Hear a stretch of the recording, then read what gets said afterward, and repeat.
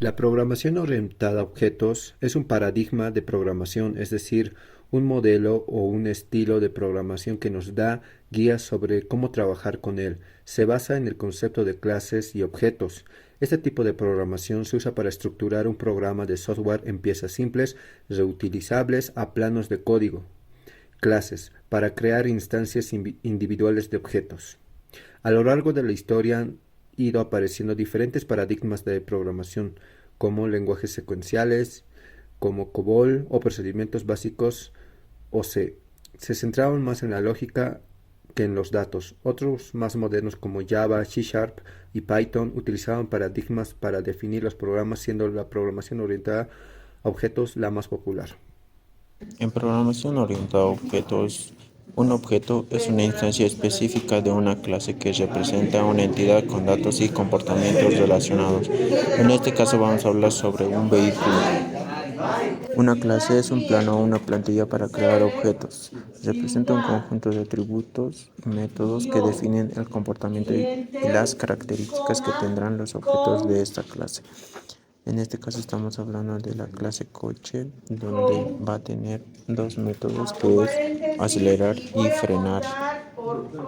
Un atributo es una variable que pertenece a un objeto. Los atributos representan características o propiedades del objeto. En este caso del coche podría ser modelo, marca, color y velocidad. Método. En programación orientada a objetos, un método es una función que se define dentro de una clase y se utiliza para representar el comportamiento de un objeto. Tipos de método. Existen dos tipos de métodos, que unos son los métodos de instancia. Los métodos de instancia son las clases que pueden incluir en su declaración muchos métodos o no declarar ninguno. Los métodos pueden clasificarse en métodos de instancia y métodos de clase. Los métodos de instancia pueden operar sobre las variables de instancia de los objetos, pero también tienen acceso a las variables de clase. La sintaxis es la siguiente. El id de referencia punto id método, que es llamada típica un método de instancia. Como vemos ahí en el ejemplo, vemos cómo se declara el saldo y la transferencia son métodos de instancia. El método clase. En principio los métodos de clase no operan sobre las variables de instancia de los objetos. Los métodos de clase pueden trabajar con las variables de clase, pero no pueden acceder a las variables de instancia declaradas dentro de la clase, a no ser que se cree una nueva instancia y se acceda a las variables de instancia llamando el nuevo objeto. Los métodos de clase también pueden ser llamados procediéndolos con el identificador de clase sin necesidad de utilizar el de una instancia. Como vemos aquí en el ejemplo, vemos que vamos a ver las diferencias de instancia y de clase. Su sintaxis es diferente, que en el de instancia se opera normalmente sobre variables de instancia y en el de clase son variables de clase o sobre otros datos. Método constructor. El método constructor es un tipo especial de método que se utiliza para inicializar objetos de una clase. Su principal función es asignar valores iniciales a las propiedades o atributos de un objeto cuando se crea una instancia de clase. Aquí hay algunas características claves de los métodos constructores, que es el nombre del método, inicialización de atributos, invocación automática.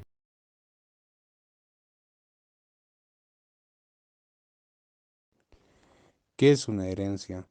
La herencia es un mecanismo que permite derivar una clase a otra clase. En otras palabras, tendremos unas clases que serán hijos y otras que serán padres. Como por ejemplo en este ejemplo claramente vemos que la clase es, ¿qué es un polimorfismo? Es la capacidad que tienen los objetos comportarse de una manera diferente a un método. Como ser una lámpara cumple el método de encendido, pero el objeto puede emitir luz verde o luz roja. Clase compuesta es una clase de contenedor. Puede crear objetos y relaciones dentro de ella. Como aquí podemos ver en este ejemplo de esta clase cuenta que estamos creando, sus atributos va a ser número, titular, saldo, interés actual. De cada aquello lo estamos colocando un valor también que va a ser de número, vamos a tomarlo como string, titular string, saldo, igual vamos a colocarlo float, interés anual, un float también.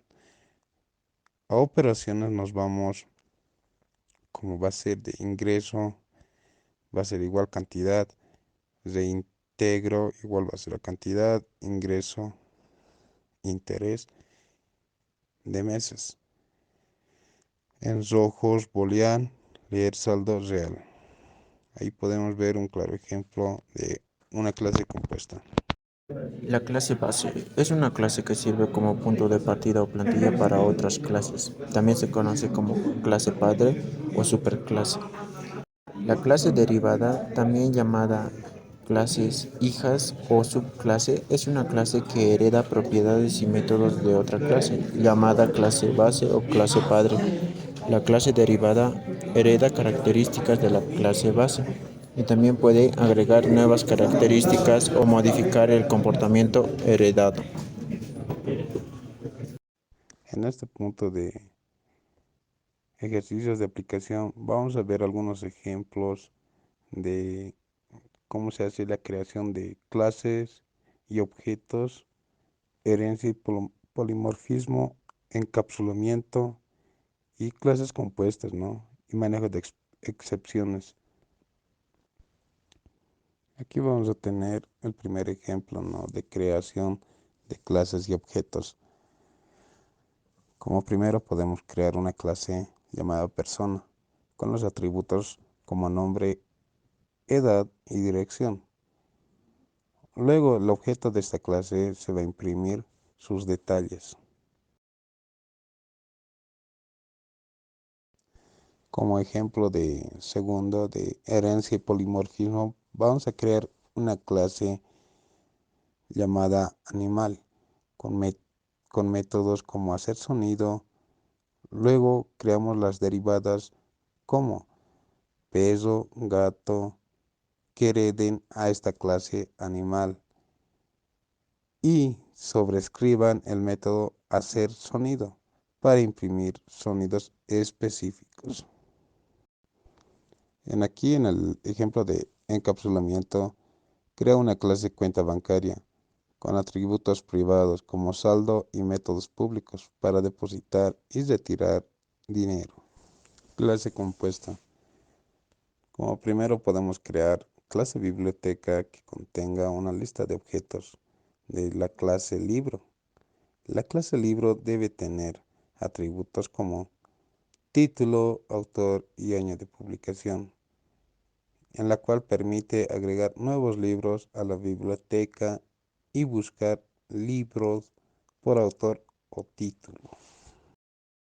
Conclusión. En conclusión, la programación orientada a objetos es una poderosa herramienta que permite modelar el mundo real en el código, mejorar la modularidad y la reutilización y la organización de software.